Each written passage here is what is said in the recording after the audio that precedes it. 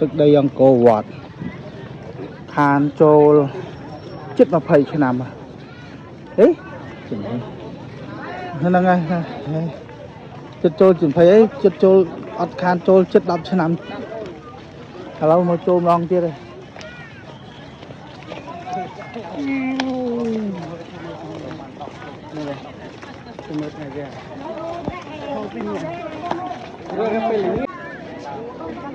បាទសួស្តីដល់គ្នាថ្ងៃនេះបានឈានជើងមកដល់ប្រាសាទអង្គរវត្តយើងហើយគោខានមកជាង10ឆ្នាំហើយថ្ងៃនេះបានមកជន់ទឹកដីអង្គរម្ដងទៀតនេះតែមេឃអាប់អួរមេឃវាភ្លៀង2-3ដងហើយអញ្ចឹងមេឃវាខ្មៅយើងពិបាកបើកពលឺបន្តិចពីសារថាមេឃវាចាំងមកខាងនេះដែរក៏បាក់នឹងថតជើងវាចាំងពលឺតែឥឡូវខ្ញុំចាប់ដើមធ្វើដំណើរចូលទៅខាងក្នុងហើយហ្នឹងហើយដំណើរចូលទៅខាងក្នុងជាមួយគ្រួសារតពីចេញពីមន្ទីរមានជ័យមកនៅមន្ទីរមានជ័យចេញពីមន្ទីរមានជ័យខ្ញុំធ្វើដំណើររៀងយូរដែរពីស្ទះនៅពួកហើយញ៉ាំបាយហើយមុនហ្នឹងឥឡូវចាប់ផ្ដើមចូលមកដល់ទឹកដីអង្គរហើយថ្ងៃនេះជាថ្ងៃប្រហើយបុណ្យច្រើនផងមនុស្សច្រើនមែនតើច្រើនមិនគ្រប់បែបគ្រប់ចម្រាស់ក៏ឃើញថា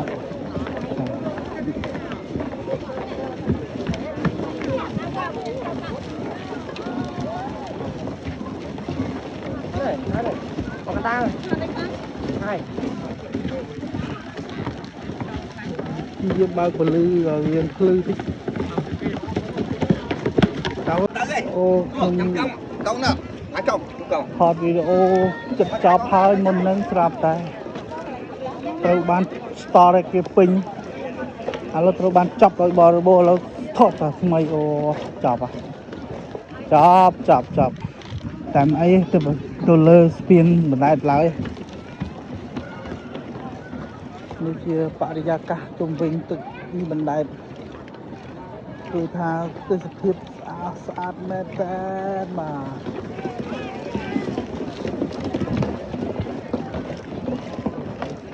នេះគឺប្រាសាទអង្គរវត្តហើយមុនហ្នឹងខ្ញុំបានទៅគេញ៉ាំបាយរួចហើយឥឡូវខ្ញុំចាប់ផ្ដើមធ្វើដំណើរចូលទៅខាងក្នុងប្រាសាទអង្គរវត្តហើយដោយមេឃក៏វាអាប់អួរដែរព្រោះក្នុងនេះខ្ញុំឧស្សាហ៍នៅឡើយទឹកតែចប់ជុំម្សិលមិញថ្ងៃនេះគឺជាថ្ងៃយើងដើរលេងចុងក្រោយវិស័យយើងធ្វើដំណើរទៅភ្នំពេញវិញគឺដំណើរទៅភ្នំពេញវិញហើយមានបងប្អូនខ្មែរយើងច្រើនណាស់ដែលមកទស្សនាប្រាសាទអង្គរវត្តយើងគឺថាមោទនភាពមែនតើដែលឃើញខ្មែរយើងចូលមកលេងលើកស្ទួយវប្បធម៌ហើយមានបងប្អូនយើងជាច្រើនដែលគាត់ស្លៀកពាក់បែបបុរាណបែបសម័យមុនសម័យឃើញមានច្រើនដែរ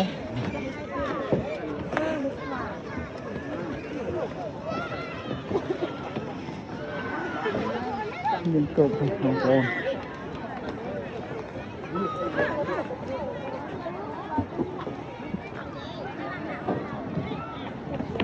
អូយสวย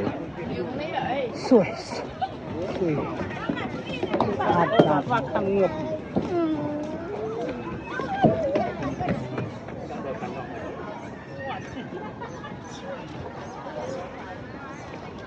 เบอร์ประชุม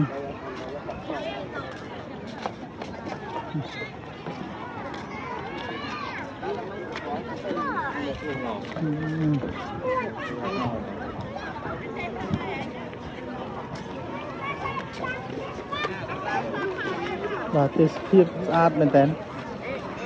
តែស្មើនេះម៉ោង 3 chiêngហើយ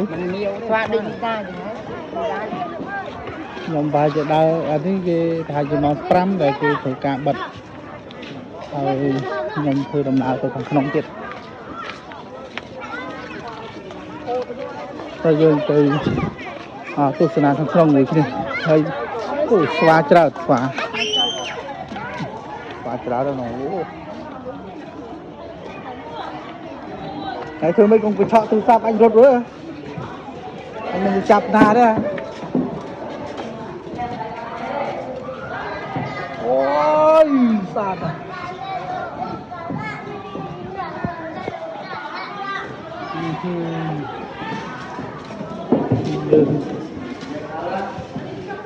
ចូលខាងក្នុងហើយនេះខ្លោងទ្វារទី 1 នេះហៅថាខ្លោងទ្វារទី 1 យើងទៅនៅខ្លោងទ្វារទី 2 មួយទៀតប្រហែលជាចូលដល់ក្នុងជ្រៅណា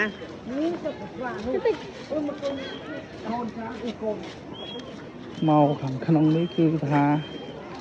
ហេម្យ៉ាងដែរណា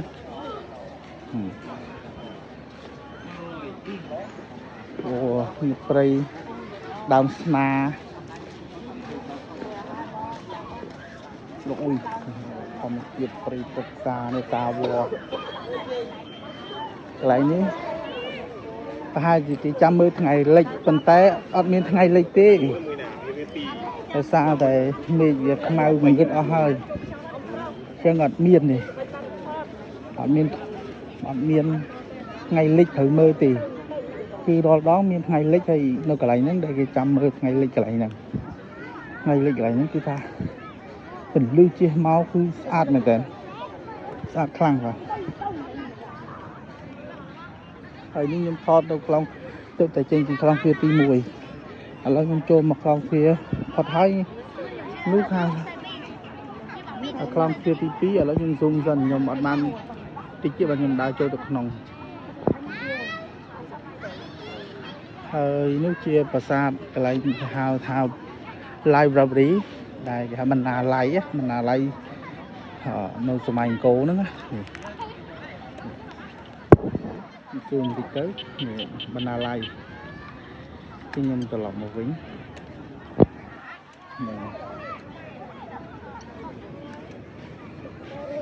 ដែលយកអត់នេះជាខ្លងទ្វារទី 1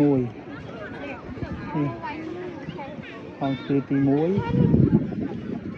គឺមួយដំណាក់កាលនេះជាខ្លងទ្វារទី 2 ទៅមុខតិចទៀតខ្លងទ្វារទី 2 នៅមុខចឹងប្រហែលជាតិចទៀតបានដើរទៅយើងដើរមើលតិចហីយើងមិនហើយឥឡូវខ្ញុំកំពុងធ្វើដំណើរទៅខ្លងទ្វារទី 2 ហើយនេះកន្លែង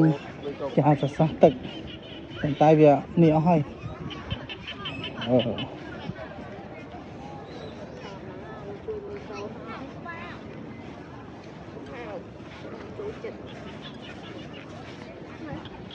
ឃើញទៅបដាសិន